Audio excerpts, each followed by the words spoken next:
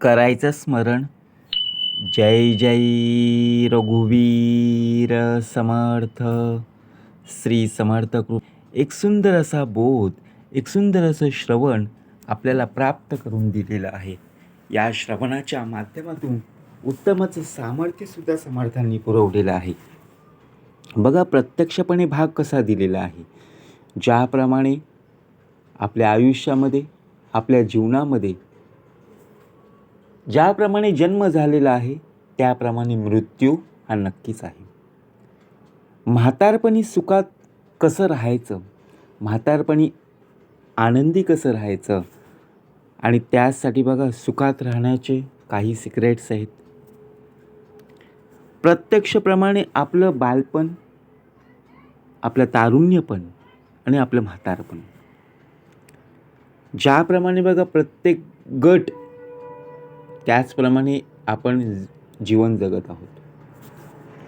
बालपणामध्ये आपलं बालपण कसं गेलं, हसतं खेळतं, बरोबर की ना, आनंदी जीवन जगत गेलं. आपण किती मस्ती केली, आपण किती कोणाला काही वाईट बोललो, किती लोकांना आपण वाईट शब्द बोललो, तरी ते काहीही न बोलता बघा प्रत्यक्षपणे आपला जसा स्वभाव होता त्याप्रमाणे त्यांनी समजून घेतलं.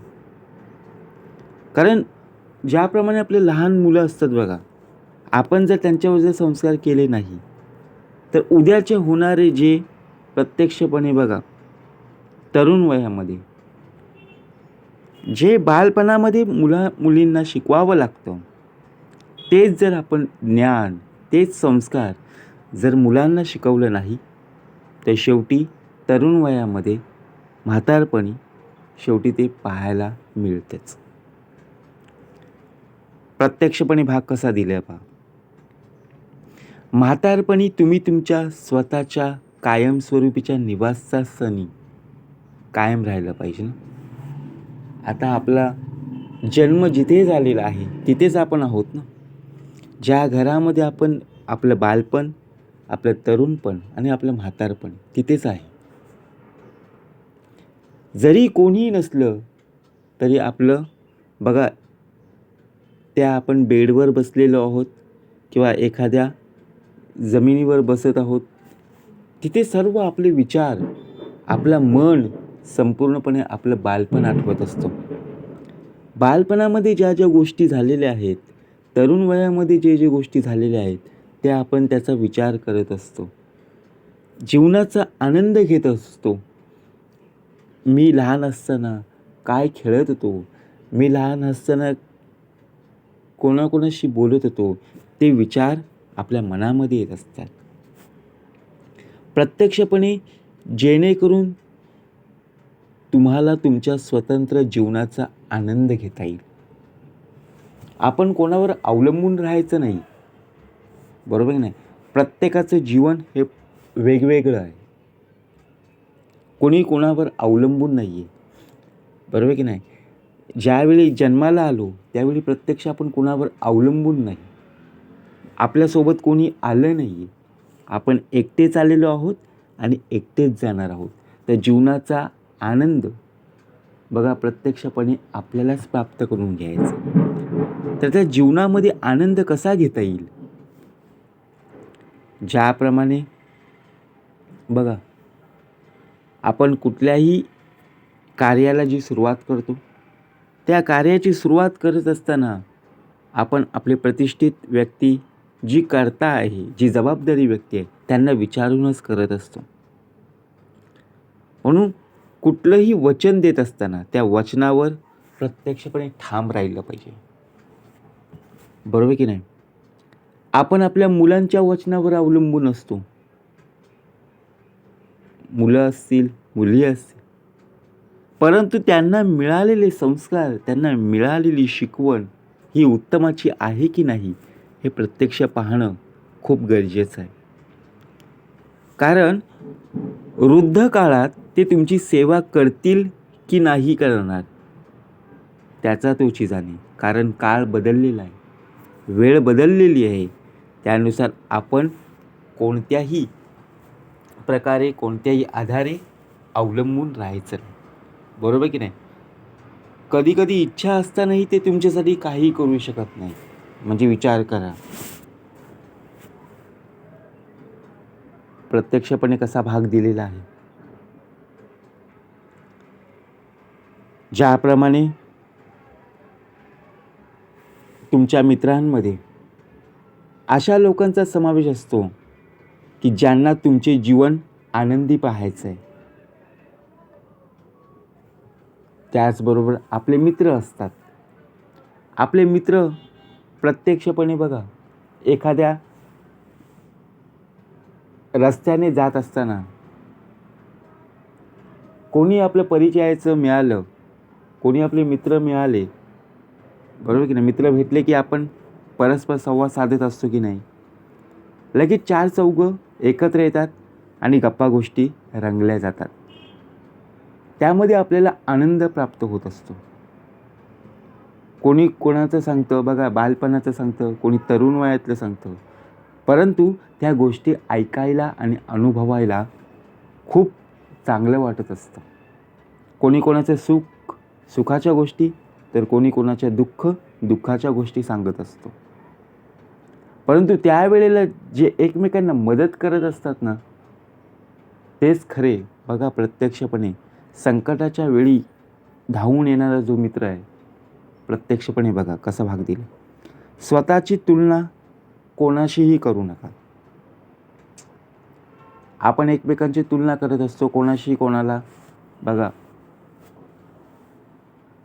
त्यामुळे आपण आपल्यातला कमजोरपणा आपण दाखवत असतो. जो आत्मविश्वास आहे तो संपूर्णपणे घालवत बसतो. तर म्हातारपणी सुखात राहण्याचं तर कसं जीवन जगता आलं पाहिजे.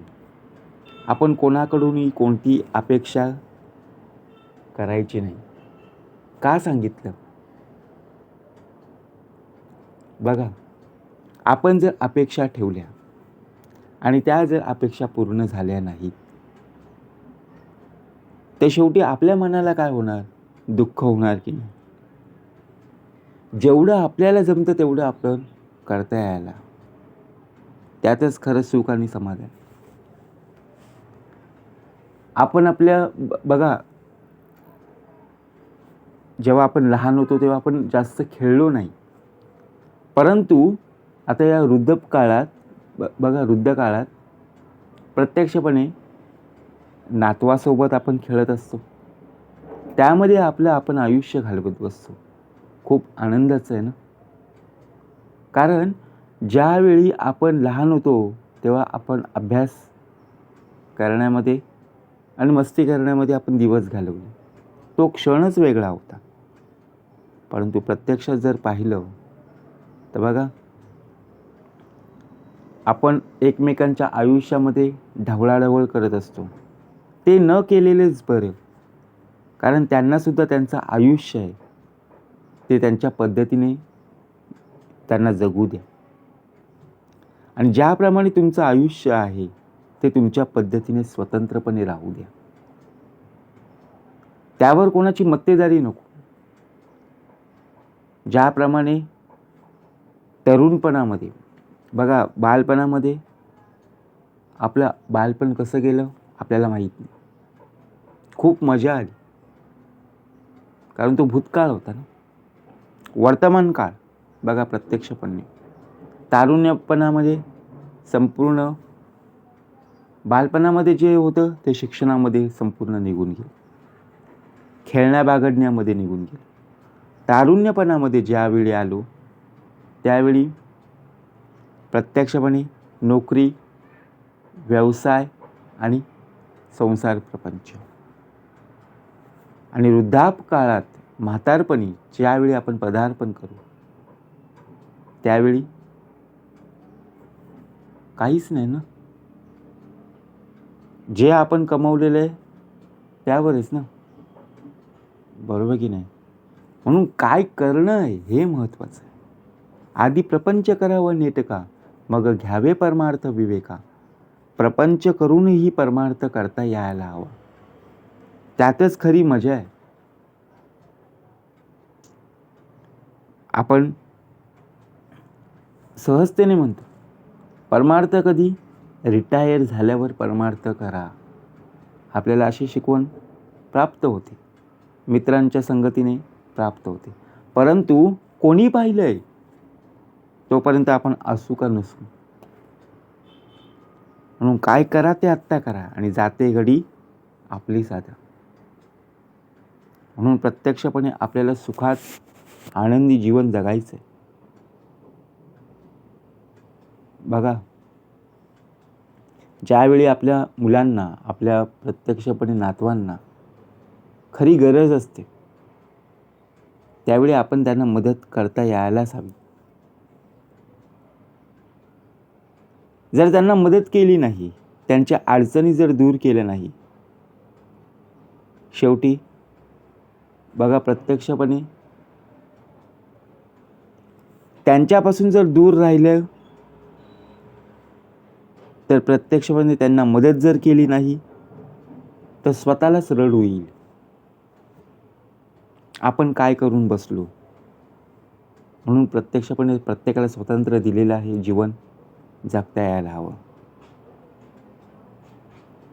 म्हातारपणी सेवेच्या जोरावर कोणाकडूनही आदर मिळवण्याचा प्रयत्न करू नका. लोकांचं ऐका, पण स्वतंत्र विचाराच्या आधारे निर्णय घेतला पाहिजे. आपण निर्णय घेत असतो. आपल्याला शेजारी कोणी सांगितलं किंवा आपले मित्र कोणी सांगत असतील, तर त्यांचं ऐकून जर आपण निर्णय घेत असू तर नक्कीच आपली फसगत झाले राहणार नाही. म्हणून प्रत्येकाने प्रत्येकाची जबाबदारी, प्रत्येकाने प्रत्येकाचा घेण्याचा अधिकार आहे. नक्कीच देवाजवळ प्रार्थना केली पाहिजे. देवाकडे सुद्धा प्रत्यक्षपणे मागणी करता यायला हवी. त्याचप्रमाणे पुरवठा नक्की होईल. बरोबर की नाही? म्हणून प्रत्येकाची जबाबदारी आहे. प्रत्येकाने प्रत्येकाची तब्येतीची काळजी घेतली पाहिजे. आपल्याला आजार होतच असतात. रोग बघा, इतकं प्रत्यक्षप्रमाणे ज्याप्रमाणे आजार, रोग का पाठीशी लागलेत? कारण त्याप्रमाणे आपले कर्म, म्हणून कर्म हे उत्तमाचे असले पाहिजेत. त्या गोष्टी आपण पूर्णपणे स्वीकारायला हव्यात. सुरुवातीला त्रास होईल हो. बघा, नामस्मरण करत असताना, उपासना करत असताना, देवाची भक्ती करत असताना आपण किती मिनिटे शांत राहतो तिथे, किती मिनिटे आपण देवासाठी करत असतो, आपल्या स्वतःसाठी करत असतो. बरोबर की नाही? आपण स्वतःहून जाणलं पाहिजे, मी देवाचा आणि देव माझा. परंतु त्यासाठी आपण फक्त 5 ते 7 मिनिटे, जास्तीत जास्त 1 तास, परंतु बाकीचे 23 तास कुठे? तोच सर्व आपली सेवा करत असतो. म्हणून प्रत्यक्षपणे तुमचे जीवन आनंदाने जगण्याचा प्रयत्न नक्की करता यायला हवा. जीवनामध्ये आनंदी राहिले पाहिजे आणि हाच एक मार्ग आहे. समर्थ म्हणाले, ठेविले अनंत देसेची रावे, चित्ती असू द्यावे समाधान. जय जय रघुवीर समर्थ.